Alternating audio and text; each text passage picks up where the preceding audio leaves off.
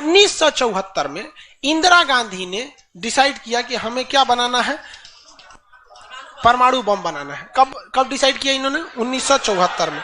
But उस समय हम लोग उतना डेवलप नहीं थे, तो हम लोग यहां पर मई 1974 परमाणु बम का परीक्षण करने के लिए सोचे। लेकिन 1974 में हम लोग उतना डेवलप नहीं थे। 1974 में हम लोग के यहाँ मोटरसाइकिल नहीं थी बढ़िया, राजदूत उष्टू टाइप का थी सब। वहां फ्रीडम तो इधर आया है यार, 1974 में फ्रीडम कहां था? यमहा वगैरह था। यहां पर इन्होंने पोखरण में परमाणु परीक्षण किया, लेकिन गलती से वो उतना सक्सेस नहीं हुआ जितना होना चाहिए था। उस परीक्षण का जो नाम था, उसका नाम था स्माइलिंग बुद्धा। क्या नाम था? स्माइलिंग बुद्धा। तो हो गया बात वही, भड़कइबो किए लोग, फूस दे करके रह गया, पकड़ा गए हम लोग। अब अमेरिका हम लोग पे दबाव बना दिया। अमेरिका ने एक नियम बना दिया, सीटीबीटी और CTBT, comprehensive test ban treaty. कोई भी व्यक्ति परमाणु बम का परीक्षण नहीं कर सकता है, और बैन लगा दिया। ना आपको जल पे परीक्षण करने देंगे, ना थल पर परीक्षण करने देंगे, ना हवा में परीक्षण करने देंगे, पूरा बैन लगा दिया।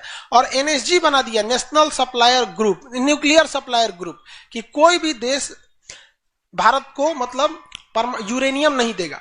तो हम लोग पास यूरेनियम नहीं था, चोरी छुपे हम लोग यूरेनियम मंगाते भी तो सीटीबीटी था, परीक्षण करने नहीं देगा। भारत ना एनएसजी को माना है, ना सीटीबीटी को माना है। और एनपीटी लगा दिया, न्यूक्लियर नॉन प्रोफिलरेशन ट्रीटी, नाभिकीय अप्रसार संधि, की कोई भी देश दूसरे देश को मतलब टेक्नोलॉजी नहीं बेचेगा कि परमाणु बम बनता कैसे। मतलब साला चोट्टा चारों ओर से घेर दिया। कभी कभी गरिया देते हैं यार, क्या हम मशीन थोड़े हैं कि जो सेट कर दिए वही बोलेंगे।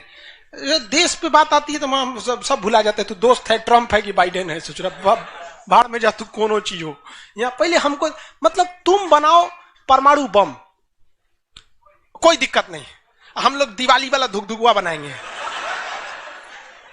मतलब एनपीटी क्या कहता है? न्यूक्लियर नॉन प्रोफिलरेशन ट्रीटी, नाभिकीय अप्रसार संधि, कि कोई देश दूसरे देश को परमाणु टेक्नोलॉजी नहीं देगा।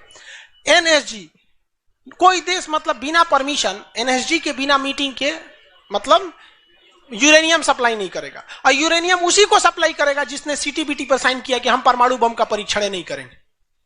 जी भाई साहब, परीक्षा माने बम बना के क्या कर लेंगे? मान के चलिए हमारे पास टेक्नोलॉजी आ गया, ठीक है, और एनएसजी से हम सप्लाई करके यूरेनियम भी ले लिए। एनपीटी कहता है बम परीक्षण नहीं करने देंगे। तो भाई बना के रखने से थोड़े होता है, एक बार पटके उठके तब ना समझ में आएगा काम कर रहा है कि नहीं। पता चला बना के रख लिए, युद्ध में पटके तो धुआं दे के रह गया। तो एक बार परीक्षण मतलब चारों ओर से हम लोग को घेर दिया था। अब भारत वाले वैज्ञानिक भी तो मतलब है सब उसी हिसाब के ना। भारत वाले ने कहा कि एक काम कीजिए, एक समझ में नहीं आ रहा है, अमेरिका से कहिए तू हमारे यहाँ परमाणु बिजली घर लगाओ। तो इंदिरा गांधी थी ना, अमेरिका को फुसला दी, कही कि देखिए ना, गुजरात में हमारा तारापुर जगह है, वहां परमाणु बिजली घर लगाना है, उसमें बिजली बनेगा, लाइट बत्ती जलेगा, आप बिजली घर लगाइए। सुने हैं कि 300 करोड़ का खर्चा आता है, जबकि 200 करोड़ का खर्चा आता था। तो अमेरिका लपलपा गया कि अरे दादा, बिना मोलाई तो रेट बढ़ा दी है। अजब हाल है भाई, महिला मोलाई ना करे, ऐसा हो सकता है? महिला को कोनो सामान फ्री में कहेंगे तो कहेगी 2 गो दे दो। तो अमेरिका ने सहयोग कर दिया, हाँ हम पूरा परमाणु बिजली घर बना देंगे, बिजली बनेगा, आपके यहाँ भुकभुकवा लाइट जलेगा एकदम। तारापुर में 1972 में बिजली घर लगा दिया। अब बिजली घर चलेगा कैसे? इंदिरा गांधी का हमें यहाँ यूरेनियम नहीं है, एक काम कीजिए, जो बिजली घर लगा है ना उखाड़ के ले जाइए, अपना ठेका कैंसिल का। अरे पगली कही के तो पैसा दे, तो पैसा कौन ची का, ये तू कौन सी तू बनी ले एनएसजी कि हम यूरेनियम नहीं देंगे, का चाह तुमको दे देंगे, कोई दिक्कत नहीं। अब वो यूरेनियम लिया था हमें बिजली घर में भड़काने के लिए। अरे भैया तू ले आओ ना, हम लोग ने डिसाइड करेंगे इसको भड़काना किधर है। इधर आया 1972 में तारापुर में, उधर तैयारी चल रही थी 1974 में। हम लोग ने उसमें से निकाल के इसमें भड़का दिया। बाद में पता चला गलती हो गया, अमेरिका होशियार निकला, जो यूरेनियम बिजली घर में लगता है वो 20% इनरिच रहता है, अब परमाणु बम में 80% इनरिच चाहिए होता है। हमसे गलती हो गया, ससुरा जातो गया भातो ना मिला। भड़काइयो दिए, बदनामो हो गए लोग, और सब सतर्क हो गया, सब हरक गया। सब देहात में बोला जाता है ना, हरक गया सब। ले भाई, हम लोग को पता नहीं था कि हम लोग वो कच्चे मसाला पे भड़का दिए थे लोग। अब क्या हो, इस सब 75 को नियम लगा दिया, हम लोग को कोई देता ही नहीं था। तो बस अब भारत में वैज्ञानिक, इंदिरा गांधी ने प्रोग्राम को कैंसिल नहीं किया, कहा कि बनाइए। अब भारत में धीरे धीरे आगे गए, एक से एक वैज्ञानिक मिल गए सब। उसमें एक चिदम्बरम थे, बहुत मशहूर वैज्ञानिक, और उसके बाद मिल गए हमारे एपीजे अब्दुल कलाम, सोने पे सुहागा। इन्होंने परमाणु बम बनाने की पूरी तैयारी कर ली। अब तब तक लेकिन कोई भी प्रधानमंत्री डरे उन लोग को खुली छूटे नहीं देता था कि परमाणु भड़काइए, क्योंकि अगर फूस हो गया, देखिए भड़क के सक्सेस हो गया तो किसी के बाप की औकात नहीं फिर कुछ बोले। भड़का दीजिए उसको, उसके बाद कौन सी बोलता है, ले आओ रे, ले आओ तो कौन सी है नहीं। लेकिन अगर भड़काए और फूस कर गया तब तो पिटा जाएंगे। जापान पर परमाणु बम मार दिया था अमेरिका, जापान चुपचाप देख लिया था। जापान के पास परमाणु बम रहता ना, अरे बाप रे बाप, उनको तो दिखाया रहता जापान, वो मारा रहता ना जिसका कोई हद नहीं। मजबूरी हो गई थी। तो भारत के सामने यही रास्ता था कि भैया अगर भड़का दिए और अगर सक्सेस नहीं हुआ तो इस बार माफी मिलने वाला नहीं है, क्योंकि 1974 में एक बार माफ कर दिया था। लेकिन अटल बिहारी वाजपेयी का जब नेतृत्व आया प्रधानमंत्री का, तो अटल बिहारी वाजपेयी ने कह दिया था भैया कुछ भी हो जाए, कुछ भी हो जाए, हमारा देश रहना चाहिए। आज के नेता रियलिटी बताते हैं। अटल, हम और आप उस पीढ़ी में से हैं जिन्होंने एक साथ दो महापुरुष को अपने देश में देखा, राष्ट्रपति के रूप में एपीजे अब्दुल कलाम और प्रधानमंत्री के रूप में अटल बिहारी वाजपेयी। और यह सौभाग्य पृथ्वी पर अब किसी को नहीं मिलने वाला है, क्योंकि ये ऐसे लोग थे जिनका अपना परिवार बाल बच्चा कुछ नहीं, देश ही समझा मतलब देश है, मतलब देश है यहाँ पे, और कुछ नहीं। यहाँ पे गलवान में चीन घुसा है ना, छोटा अटल बिहारी वाजपेयी रहते तो बता रहे, तो दिखने में बुढ़ा थे अटल बिहारी वाजपेयी। यहाँ पे बड़े बड़े जवान लोग का छक्का छुड़ा देते थे बॉर्डर पे। उन्होंने खुला छूट दिया एपीजे अब्दुल कलाम को, कहा कि आपको हमारे परमिशन की जरूरत ही नहीं है, आपको जो करना है करिए, हमको नहीं, हमको बस परमाणु बम चाहिए, हमारी सरकार रहे चाहे सरकार गिर जाए। और रियलिटी में है, भारत में अटल बिहारी वाजपेयी अगर परमाणु परीक्षण न करते तो भारत पर अमेरिका सैंक्शन नहीं लगाया रहता और अटल बिहारी वाजपेयी की सरकार नहीं गिर जाती। लेकिन अगर वो अपनी सरकार को सोचते तो कोई भी शिक्षक मंच पर खड़ा होकर किसी प्रधानमंत्री का खुलेआम तारीफ नहीं कर सकता, वरना कितने प्रधानमंत्री आए, कितने गए, किसी के लिए शब्द नहीं निकलता है। तो इतिहास हमेशा याद रखिएगा, आपको न्यौछावर करना पड़ेगा। यहाँ पर ऐसे चमचागिरी करने से किसी का नाम लेता आदमी, लेकिन विरोधी भी जिनका नाम लेते हैं ऐसे महापुरुष थे अटल बिहारी वाजपेयी, एपीजे अब्दुल कलाम। कोई है जो गिरियाएगा? हाँ, उसे जो अपने बेचारा शर्मा जाएगा, किसको बोल रहे। उन्होंने खुला छूट दिया और कहा कि जो करना है करिए। एपीजे अब्दुल कलाम कहे ठीक है, लेकिन अमेरिका को पता चल गया कि सोचा एपीजे अब्दुल कलाम चल गया वहां, ये पक्का सफल कर देगा, तो उसने उसके ऊपर ना सैटेलाइट छोड़ दिया। अमेरिका से सैटेलाइट छोड़ा और भारत के ऊपर निगरानी करने के लिए। अब यही गलती कर दिया अमेरिका से सुना। एपीजे अब्दुल कलाम को फुसलाने के लिए नासा बुलाया, आइए ना, आइए नासा आइए। तो एपीजे अब्दुल कलाम चल गए और कहा कि देखिए देखिए कितना बड़ा बड़ा मशीन है नासा में। ऐसा ना इंडिया में है, टूटल फूटल स्टेबलाइजर रख ले रहता है, स्टेबलाइजर का नट उठ जाता है तो पिलास से दाब के करता है। कहा वहां वैज्ञानिक बने, यहाँ आइए, हम आपको नासा का हेड बना देंगे। यहाँ पर कहा कि ठीक है, हम नासा का हेड हम क्या करेंगे, हमारा कौन है, ना बाल बच्चा ना कुछ, एक को चीज है मेरे लिए, मेरा दुनिया में कुछ नहीं है, केवल और केवल मेरी भारत माँ है, आप वो भी छीन लेंगे हमसे, ऐसा थोड़े हो सकता है। उन्होंने कहा नहीं, और यहीं से चुरा उससे गलती हो गया। वहीं पर उन्होंने देख लिया था कि अमेरिका ने भारत के ऊपर क्या लगा रखा है, सैटेलाइट मॉनिटरिंग के लिए, और वहां पे उसने अमेरिका की सबसे बड़ी गलती हो गई। यहां आने के बाद उन्होंने बता दिया, देख भैया हम जो काम कर रहे हैं ना, सारा अमेरिका क्या कर रहा है, सैटेलाइट से देख रहा है। तो सब वैज्ञानिक का असर ले, भड़काने से पहले तैयारी करना पड़ता है 1.5-2 महीना की। अब क्या किया जाए, तो कहे कि देखो भाई, इस अमेरिका की जो सैटेलाइट जाता है ना, दोबारा घूम के आने में ना लगभग 1-1.5 घंटा का गैप हो जाता है। इसी बीच में जो करना है करो। कहा कि 1.5 घंटा में कौन सी करेंगे। तो अटल बिहारी वाजपेयी ने खुला छूट दिया था किसको, एपीजे अब्दुल कलाम। एपीजे अब्दुल कलाम ने कह दिया ना कि एक काम कीजिए, ऐलान कर दीजिए कि यहाँ मिलिट्री एक्सरसाइज होने जा रहा है, सेना यहाँ युद्ध अभ्यास करेगी, कैसे युद्ध लिया जाता है, एकदम ओरिजिनल युद्ध का मैदान। अब युद्ध में कहीं घर बन रहा है तो कोई पूछ रहा है काहे लिए बन रहा है, तो इसी पे जब बम मार के प्रैक्टिस करेंगे। घर नहीं बन रहा था, वो इसलिए बन रहा था कि परमाणु बम कितना खतरनाक होगा। लोगों को लगा कि फौज इस पे मार के देखेगी कितना तबाही मचा रहा है। अरे भाई साहब बकलोल, वो तैयारी अब्दुल कलाम ने करवा रहे थे कि जब फोड़ेंगे तो देखेंगे कि घरवा उधिया रहा है कि नहीं। तो लोगों को लगा हम मिलिट्री एक्सरसाइज कर रही है, सब चीज काम हो गया। लेकिन अमेरिका को कहीं ना कहीं भनक लग गया, क्योंकि हर घर में सतयुग से कलयुग तक साले विभीषण हर जगह मिलते हैं। भारत में कोनो जाके कह दिया वहां पर तो भनक लग गया, तो अमेरिका ने उस सैटेलाइट की टाइमिंग घटा दी।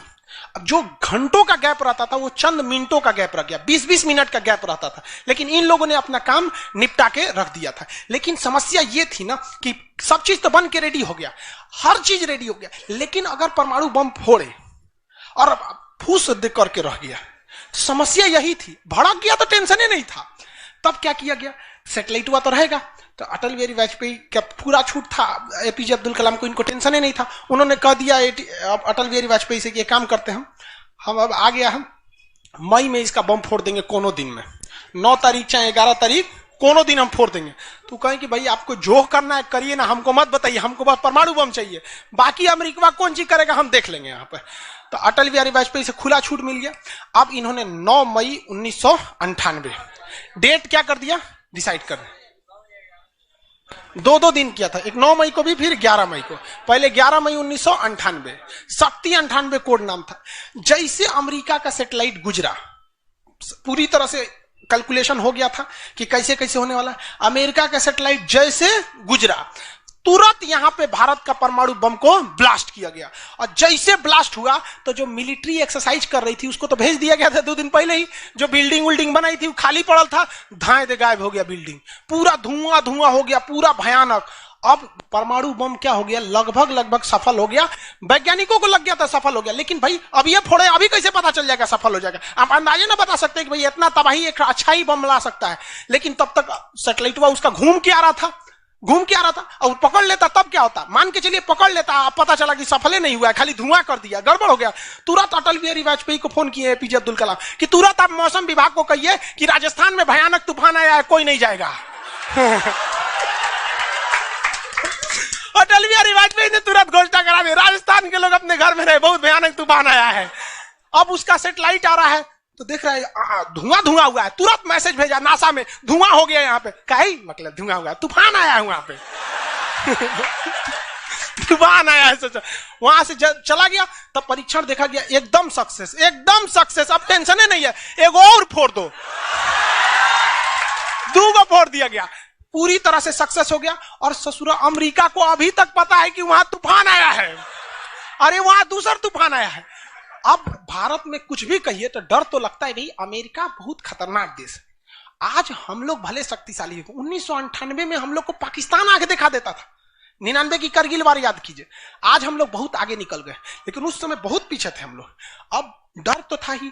अब भारत के प्रधानमंत्री सब राष्ट्रपति सुखपुकाइल थे, अमेरिका क्या करेगा, ओके पते नहीं। 9 तारीख बीत गया, 10 तारीख बीत गया, पता ही नहीं चला अमेरिका को। अटल बिहारी वाजपेयी अब्दुल कलाम से पूछे कि महाराज तो सोचा कुछ सुखबुगाइए नहीं रहा, तो ओकरा पते ना चलल है। एक काम करते हैं, आप धड़ल्ले से फोड़ देते हैं, क्या फायदा है हम। तो फिर 11 मई को 3 और फोड़ दिए, 2 गायब करके। जैसे परमाणु बम निकला धाम से फोड़े, पता ही नहीं चला दूसरा। लेकिन भाई धड़ाधड़ 5 फोड़ दीजिएगा तो पता चल जाएगा कि नहीं पता चल। ये डाउट हो गया पाकिस्तान को, जनते का है। हम लोग फोड़ रहे थे यहाँ पे, अब भूकंप आ रहा था यहाँ। फोन किया अमेरिका को कि बकलवा आंधी उंधी ना उठ लो, फोड़ दिया वो परमाणु बम। अमेरिका ससुरा माथा फोड़ रहा है अपना, कह रहा है कि अब क्या करें हम। यहाँ पे नासा वालन को गरियाया, गिरे चोट्टा कहीं का, तू लोग को सैटेलाइट लगाओ, हाई लगाओ। वहां पे कौन चीज देख रहा था लोग वहां पे, कि हम तो बोलबे किए थे कि उधर दुका उठाया था, अपने ना बोल रहे थे कि आंधी उठल है वहां पे। अमेरिका आग बबूला हो गया, और तुरंत अमेरिका का प्रतिक्रिया आया कि भारत को इसका बहुत भारी कीमत चुकानी पड़ेगी। तो भाई जिसकी कीमत भारी ना हो उसे चुकाने में मजा क्या है। और अमेरिका ने खुलेआम भारत को लड़का दिया कि अमेरिका कभी भी इस बात को स्वीकार नहीं करेगा कि भारत एक परमाणु संपन्न देश है। भारत को कभी भी अमेरिका इस बात की मान्यता नहीं देगा। अटल बिहारी वाजपेयी ने भी कॉन्फ्रेंस तुरंत मीडिया के सामने आए और कहे कि जो चीज हमारे पास है उसके लिए हमें किसी के प्रमाण की कोई आवश्यकता नहीं है, और जिस देश को यह लगता है कि हमारे पास परमाणु बम नहीं है या जिन देश को हम पर शक है वो आ जाना युद्ध के मैदान में, बताएंगे है कि नहीं है। अब पूरी तरह तबाह हो गया यहाँ पे। अब अमेरिका माथा पीटते रह गया। अमेरिका ने आदेश दिया अपनी सेना को कि तैयार रहो। अटल बिहारी वाजपेयी ने आदेश दिया अब्दुल कलाम को कि जो बम बनाए हैं ना दो चार को फोटोकॉपी उसका रेडी रखिए। फोटोकॉपी मतलब उसका बना के रेडी रखिए, क्योंकि सेना की लड़ाई में भाई आर्मी टू आर्मी बहुत दिक्कत हो जाएगा, एडवांस है वो बहुत। आज के वक्त में भी हमारा हथियार वहीं से खरीद के आता है। भारत ने भी डिसाइड कर लिया कि जो होगा आपकी परमाणु बम से होगा। अमेरिका भी डर गया कि ना भाई इससे लड़ना अब ठीक नहीं है। पाकिस्तान वो बम बना के रख ले था, डरे नहीं फोड़ रहा था। एक हफ्ता तक देखा कि भारत को क्या हो रहा है क्या हो रहा है, देखा कि कुछ नहीं हुआ, इहो चुप पे फोड़ दिया। अमेरिका एकदम ककुआ गया, एकदम का रे चोट्टा कहीं का तू क्या फोड़ा रे। तो पाकिस्तान वहां झाड़ दिया अमेरिका को कि हमरे बोलेंगे कमजोर जान के, हाँ फोड़ ले आपके आप बाई तो एकरा नहीं बोलेंगे, हम कमजोर हैं तो हमरा बोल देंगे। एक काम कीजिए, आप भारत को जो सजा दीजिएगा हम भी वही सजा काट लेंगे। सोचा हमरे पे खेल गया। हम ही लोग पे खेल गया पाकिस्तान। अब भाई अमेरिका टेंशन में आ गया। अमेरिका ने भारत पर एम्बार्गो और प्रतिबंध लगा दिया, जैसे अभी सऊदी अरब पे प्रतिबंध लगा दिया, कल के वीडियो में बताए थे, सऊदी अरब का डस्टबिन बना दिया वहां के। तो वहां पर अमेरिका ने भारत पर प्रतिबंध लगा दिया, कोई देश भारत से सामान नहीं खरीदेगा, जो जो चीज जरूरत की थी सब चीज पर बैन लगा दिया। भारत की अर्थव्यवस्था डूब गई, पाकिस्तान की भी अर्थव्यवस्था डूब गई, लेकिन भारत को बचा लिया भारत के 55 लाख कुशल कारीगर जो विदेशों में काम करते हैं। आप प्रतिबंध लगाइएगा भी तो पूरी दुनिया का कारखाने ठप हो जाएंगे, क्योंकि हर जगह भारत के वहां वर्कर काम करते हैं। और अमेरिका या सीबीएसई वाले जो वर्कर होते हैं वो स्पेशलिस्ट होते हैं, पेंट मारता है तो पेंटे मारेगा। भारत का मिस्त्री मल्टी टैलेंटेड होता है, पेंट मार रहा है उसको काटी ठोक दो तो बिजली वाला काम कर दे, तो हाँ तार और घींच देते हैं। मल्टी टैलेंटेड होता है और काम भी बहुत ज्यादा करता है। काम हम जब 5 बजे कर देगा तो आदमी अच्छा बोरा नीचे उतार दो, तो ये सब बड़ी काम कर देता है, मेहनती होता है सब, कोई दिक्कत नहीं है उन सब में। खाना नहीं भी है तो कोई दिक्कत नहीं, निकालेगा तो खई नहीं है, चालू। तो पूरी दुनिया से भारत को पैसे आ रहे थे, पूरी दुनिया भारत में क्या, भारत के हजारों वर्कर लाखों काम कर रहे थे, भारत में पैसा आ रहा था, तो हमारी अर्थव्यवस्था पे उतना भयानक प्रभाव नहीं पड़ा। लेकिन पाकिस्तान की अर्थव्यवस्था तबाह हो गई। इसकी यहां के कोई वर्कर को ले भी नहीं जाता है। अरे चोटा कब मार करेगा कोई ठीक है नहीं है यहाँ पर। ये सब इतने बड़े बैल होते हैं सब पाकिस्तान वाला।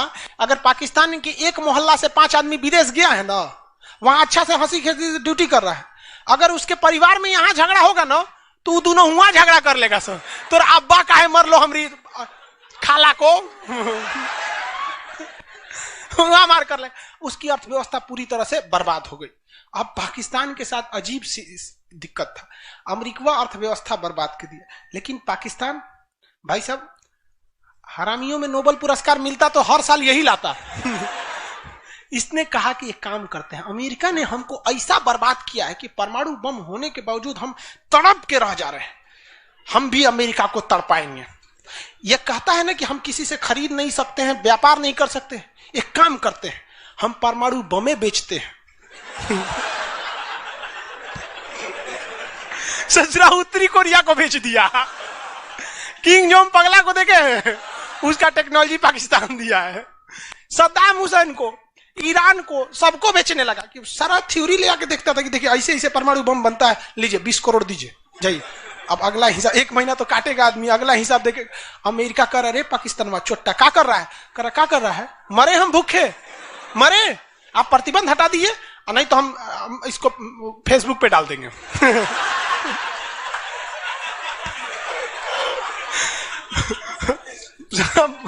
अमेरिका पगला गया, अमेरिका प्रतिबंध हटाया। इस बार फायदा उठा लिया भारत, कहा कि रे ओकरा हटाया तो हमरो प्रतिबंध हटाओ। समझ आ गया कि देगा। तो गलती से भी अगर हम लोग जब भी एक दूसरे का अंतर्राष्ट्रीय मंच पर साथ दिए हैं ना तो दोनों को फायदा हुआ है, लेकिन ये चोट्टा उसको समझ में नहीं आता है। अभी भी अगर वो शांति से रहेगा ना तो बहुत आगे जाएगा, और अशांति से रहेगा तो एकदम में आगे चल जाएगा। परमाणु परीक्षण समझ में आ गया? किसी कोई दिक्कत कहां होता है? पोखरण में। आज भारत परमाणु संपन्न है या नहीं है? परमाणु की आवश्यकता है? नहीं। अब अमेरिका केस कर दिया भारत पर, कहा कि आपने न्यूक्लियर प्रसार संधि तोड़ा है। भारत ने कहा हम नहीं तोड़े हैं, हमने किसी से संधि मंगाया ही नहीं है, हमारे खुद के वैज्ञानिकों ने खुद बनाया है। और ये बात खूब एपीजे अब्दुल कलाम ने बोला था। कौन सी बोलता है चौराहे हम बनीले, बताएं कैसे बनता है। कहा कि अच्छा ठीक है ये नहीं है, लेकिन आपने यूरेनियम तो चोरी से मंगाया। कहा चुप, चट्टा कहीं का चोरी से मंगाया। हमारे केरल में यूरेनियम निकलता है, जादूगोड़ा की खान झारखंड से निकलता है, उसी से हम बनाए। हम किसी से भीख नहीं मांगे हैं, हम हिंदुस्तानी हैं लोग, यहाँ पे भीख में तो हमें कुछ भी नहीं चाहिए। तो एनएसजी कहा कि अभी, तब कहा अब कौन सी पे मुकदमा ठोके, तब इस पे ठोक दिया भारत पे। आपने परमाणु परीक्षण किया क्यों है? भारत ने ये मुकदमा जीत लिया। जानते हैं कैसे? कहा कि कैसे, हमने तो कोई नियम नहीं तोड़े हैं। सीटीबीटी कहता है आप पानी में नहीं फोड़ सकते हैं, जमीन पे नहीं फोड़ सकते हैं, हवा में नहीं फोड़ सकते, हम जमीन के अंदर फोड़े हैं। भारत ने कहा फोड़ा था? जमीन के अंदर। तो भारत को उस समय हर चीज साथ दिया था, बुद्धि, विवेक, बल, शक्ति सब रहना चाहिए, तब आप जीत सकते हैं। ऐसा नहीं कि परमाणु बम ले लेने से आपको जीत जाएंगे। कब कैसा सिचुएशन था, आंधी आया है, परमाणु बम फूट गया, तो हर चीज बहुत बहुत कांड हुआ यहाँ पे। बाद में अमेरिका को समझ में आ गया कि नहीं हो सकता है, अब भारत को नांग नहीं सकते। वो गया जमाना जब हमारे ऊपर किसी का शासन हुआ करता था। आज भी भारत में बस जाति पात खत्म हो जाए, ऊंच नीच पे लड़ना खत्म हो जाए, और Congress BJP high party how party मतलब नेतागिरी खत्म हो जाए, तो सोचिए ना हमारे पास कमी किस चीज की है कि नहीं? नेतागिरी तो सॉल्व हो सकता है। यूपीएससी का एग्जाम कंपलसरी कर दीजिए नेता बनने के लिए। काम खत्म, तुरंत खत्म हो जाएगा काम। आप इसको समझ में आ गया कि नहीं? लाइव वाले सब लोग समझ में आ गया? अब आगे कल समझेंगे लोग। आज